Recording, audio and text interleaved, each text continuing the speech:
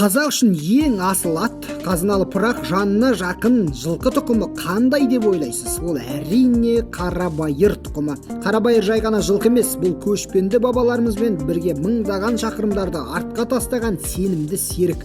Ол соғысқа да, сауда жолына да, бәйгеге де жараған тұқым. Жеңіл, бірақ қуатты, ширақ, бірақ сабырлы, желмен жарысып тұяғы тас үгіткен даланың өзіне тән мінезін бойына сіңірген сақа сайгүлік.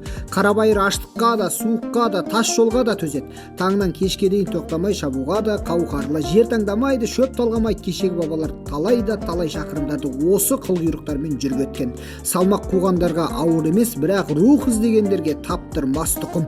Қарабайыр бұл тек қана жануар емес, бұл тарих, бұл баба рухы, қазақтың мінезі. Видеоны көкпар тартып бәйге шапқан, һәм жылқы ұстаған, сұлулық сүйген әр азаматқа бөлісіп қойыңыздар, қуанып қалсын. Және Дала Кэмп парақшасына жазылуды ұмытпаңыздар. Достар, қарабайырға қатысты сіздің пікіріңіз қандай? Қазақтың ең сенімді серігі, кешеден келе жатқан тарихи досы қарабайыр деген пікірмен келісесіз бе? Ойыңызды қалдырып кетіңіз.